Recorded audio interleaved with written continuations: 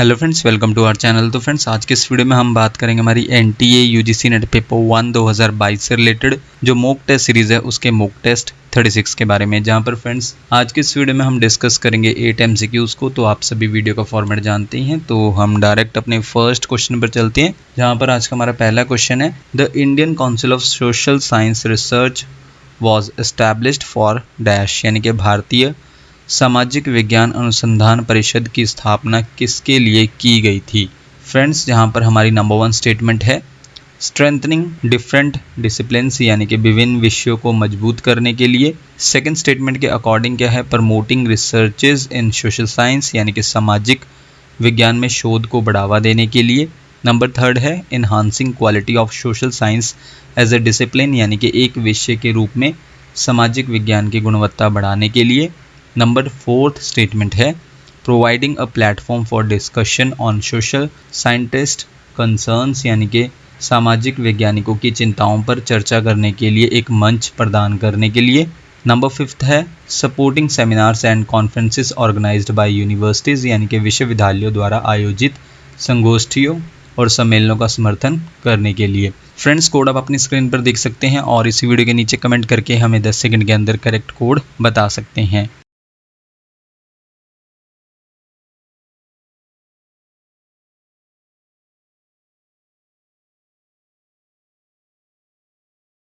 Friends, इनमें से correct code है कोड बी। कोड बी के अकॉर्डिंग क्या है, ओनली सेकंड एंड थर्ड, सिर्फ दूसरी और तीसरी स्टेटमेंट करेक्ट है। किसके बारे में? Indian council of social science research के बारे में, जिसे इस्टेब्लिश किया गया था।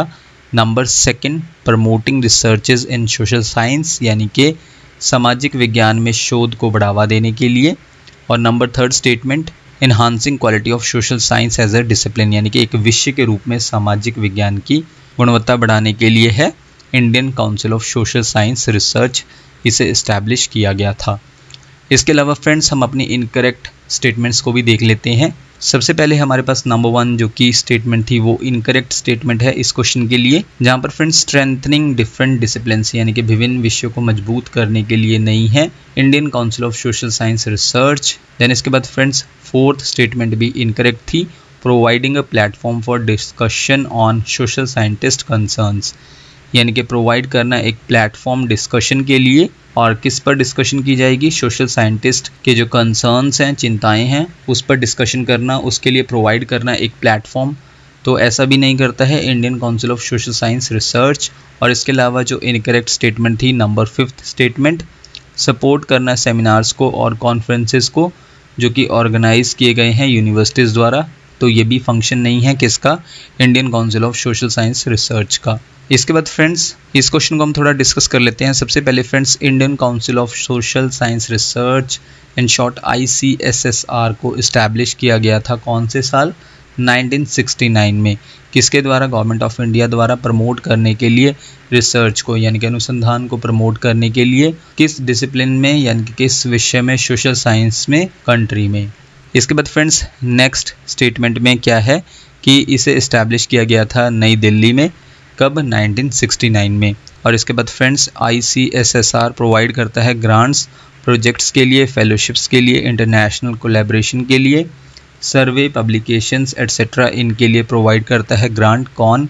ICSSR, यानी कि Indian council of social science research. और फ्रेंड्स नेक्स्ट पॉइंट में प्रमोट करना है रिसर्च को सोशल साइंसेज में इंडिया में। नेक्स्ट है डॉक्यूमेंटेशन सेंटर ऑफ ICSSR, जहाँ पर friends national social science documentation centre ये क्या करता है? प्रोवाइड करता है लाइब्रेरी और इंफॉर्मेशन सपोर्ट सर्विसेज किन्हें? रिसर्चर्स को सोशल साइंसेज में। इसके बाद हमारा अगला पॉइंट है one of the major activities के बारे में अगर हम बात करें तो ICSSR की, तो वो कुछ इस प्रकार से हैं। सबसे पहले है प्रमोट करना है रिसर्च को सोशल साइंसेज में, यानी कि सामाजिक विज्ञान में अनुसंधान को बढ़ावा देना है। देन इसके बाद नेक्स्ट पॉइंट में examine the status of social science research and offer guidance, यानी कि सामाजिक विज्ञान अनुसंधान की स्थिति की जांच करना और मार्गदर्शन प्रदान करना है। ये एक्टिविटी है किसकी? ICSSR की। देन इसके बाद नेक्स्ट एक्टिविटी है identifying the areas where social science research should be fostered, यानी कि उन क्षेत्रों की पहचान करना जहाँ सामाजिक विज्ञान अनुसंधान को बढ़ावा दिया जाना चाहिए। नेक्स्ट पॉइंट है sponsor social science research initiatives and programmes, यानी कि स्पॉन्सर करना है सोशल साइंस रिसर्च पहलों को और प्रोग्राम्स को। ये भी एक्टिविटी है किसकी, ICSSR की। इसके बाद friends, enhancing the quality of social science as a discipline, यानी कि एक विषय के रूप में सामाजिक विज्ञान की गुणवत्ता को बढ़ाना है। और लास्ट एक्टिविटी है, और जो कि इस क्वेश्चन से रिलेटेड लास्ट पॉइंट भी है फर्स्ट क्वेश्चन से related, scholarship and fellowships for social science research are established and administered, यानी कि सामाजिक विज्ञान अनुसंधान के लिए छात्रवृत्तियों और फेलोशिप्स यानी कि अध्येता वृत्ति स्थापित और प्रशासित की जाती है। किसके द्वारा, ICSSR द्वारा। इसके बाद फ्रेंड्स हमारा नेक्स्ट क्वेश्चन है, क्वेश्चन नंबर 2 में आपको बताना है, for maintenance of standards of teaching examination and research and coordination of university education which of the following section of UGC act should be referred to, यानी कि शिक्षण, परीक्षण और अनुसंधान के मानकों के रखरखाव और विश्वविद्यालय शिक्षा के समन्वय के लिए UGC अधिनियम के निम्नलिखित में से किस खंड को संदर्भित किया जाना चाहिए।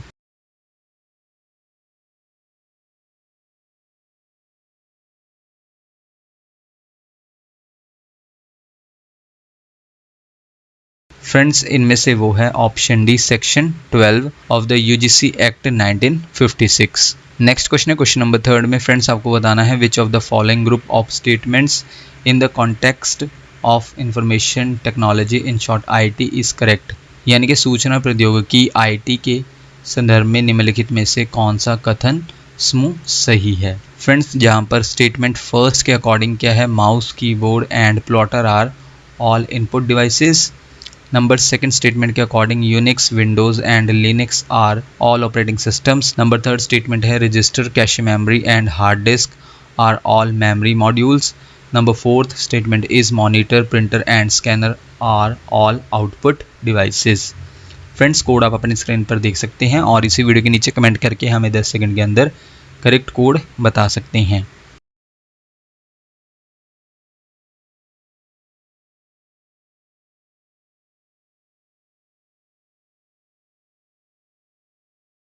फ्रेंड्स इनमें से करेक्ट कोड है कोड ए। कोड ए के अकॉर्डिंग क्या है, ओनली सेकंड एंड थर्ड, जहाँ पर फ्रेंड्स सेकंड स्टेटमेंट के अकॉर्डिंग क्या है, यूनिक्स, विंडोज़ और लिनक्स ये सभी क्या है, ऑपरेटिंग सिस्टम्स है। और स्टेटमेंट थर्ड के अकॉर्डिंग क्या है, रजिस्टर, कैश मेमोरी और हार्ड डिस्क ये सभी क्या है, मेमोरी मॉड्यूल्स।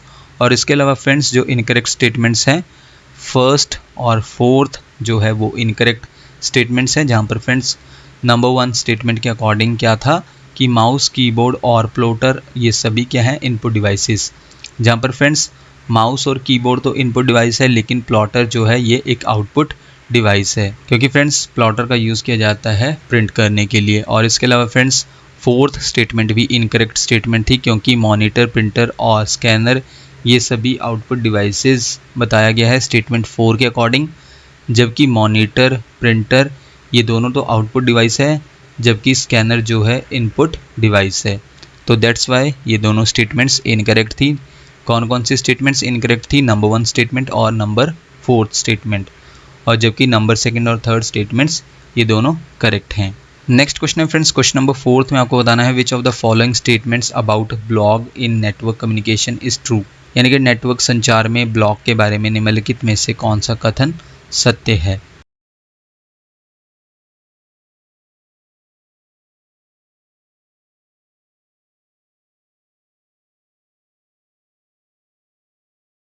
इनमें से ब्लॉग के बारे में सही कथन है option C, a blog consist of post in reverse chronological order, यानी कि ब्लॉग में जो है पोस्ट शामिल होते हैं जो होते हैं रिवर्स क्रोनोलॉजिकल ऑर्डर में। रिवर्स क्रोनोलॉजिकल ऑर्डर यानी कि जो रीसेंट पोस्ट होते हैं वो टॉप पर होते हैं। इसके बाद फ्रेंड्स ब्लॉग्स जो हैं ईजिली क्रिएट किया जा सकता है, इन्हें अपडेट किया जा सकता है और लोग जो हैं यूज़ कर सकते हैं शेयर करने के लिए अपने ओपिनियंस को किसी पर्टिकुलर टॉपिक पर। तो ये है ब्लॉग्स। और फ्रेंड्स ब्लॉग को जो है वेब ब्लॉग के नाम से भी जाना जाता है, जहाँ पर फ्रेंड्स जो मोस्ट रिसेंट पोस्ट होती है वो टॉप पर होती है और इसे यूजुअली मेंटेन किया जाता है इंडिविजुअल द्वारा। और इसके बाद फ्रेंड्स नेक्स्ट पॉइंट में ये एक प्लेटफॉर्म है जहाँ पर राइटर या फिर ग्रुप ऑफ ऑथर्स जो है एक्सप्रेस करते हैं अपने थॉट्स को किसी स्पेसिफिक टॉपिक पर। नेक्स्ट पॉइंट में फ्रेंड्स कंटेंट जो है ब्लॉग का उसे सिर्फ एडिट किया जा सकता है उस पर्सन द्वारा जिसने उस ब्लॉग के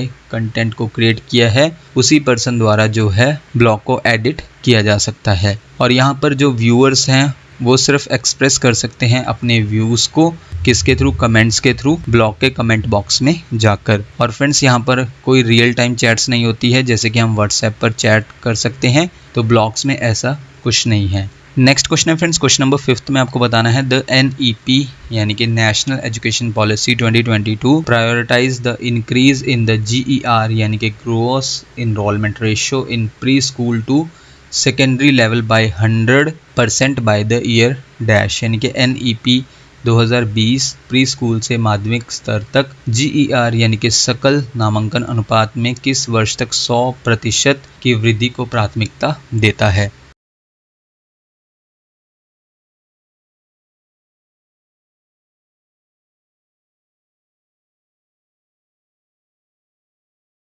friends, according to the new education policy 2022 इसकी प्रायोरिटी यही है यानी कि प्राथमिकता यही है कि 2030 तक 100% हो ग्रॉस इनरोलमेंट रेशो यानी कि सकल नामांकन अनुपात प्री स्कूल से लेकर सेकेंडरी लेवल तक।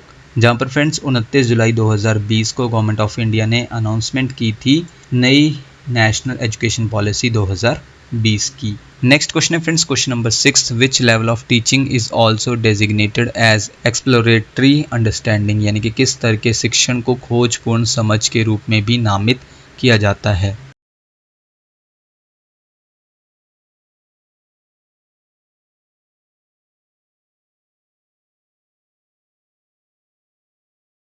इनमें से फ्रेंड्स वो लेवल ऑफ टीचिंग है ऑप्शन सी रिफ्लेक्टिव लेवल यानी कि चिंतनशील स्तर। नेक्स्ट क्वेश्चन है question number 7 which virus is responsible for कोविड-19 यानी कि कोविड-19 के लिए इनमें से कौन सा वायरस जिम्मेदार है।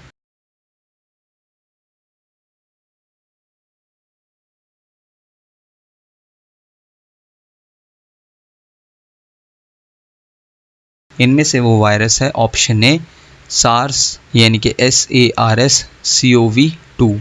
ये वायरस रिस्पॉन्सिबल है किसके लिए, कोविड-19 के लिए। जहाँ पर friends covid stands for CO corona, VI virus और D डिजीज। और फ्रेंड्स 19 यानी कि 2019 में इसका पहला केस पाया गया था। और फ्रेंड्स आज का हमारा लास्ट क्वेश्चन है क्वेश्चन नंबर 8 में आपको बताना है as per the recommendation of national education policy 2020 every teacher and head teacher is expected to participate in at least dash hours of continuous professional development in short CPD opportunities every year for their own professional development driven by their own interest यानी कि NEP 2020 की सिफारिश के अनुसार प्रत्येक शिक्षक और प्रधान शिक्षक से अपेक्षा की जाती है कि वे अपने स्वयं के व्यावसायिक विकास के लिए हर साल कम से कम कितने घंटे सतत व्यावसायिक विकास CPD के अवसरों में भाग लें और उनके अपने हितों से प्रेरित हों।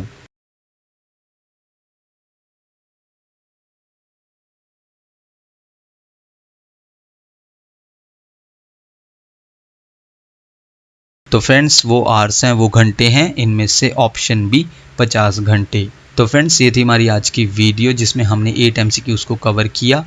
आप हमें इसी वीडियो के नीचे कमेंट करके बता सकते हैं कि आपने टोटल क्वेश्चंस यानी कि 8 क्वेश्चंस में से कितने क्वेश्चंस को करेक्ट मार्क किया। नेक्स्ट वीडियो फ्रेंड्स आपको जल्दी चैनल पर मिल जाएगी। So thank you friends for watching this video.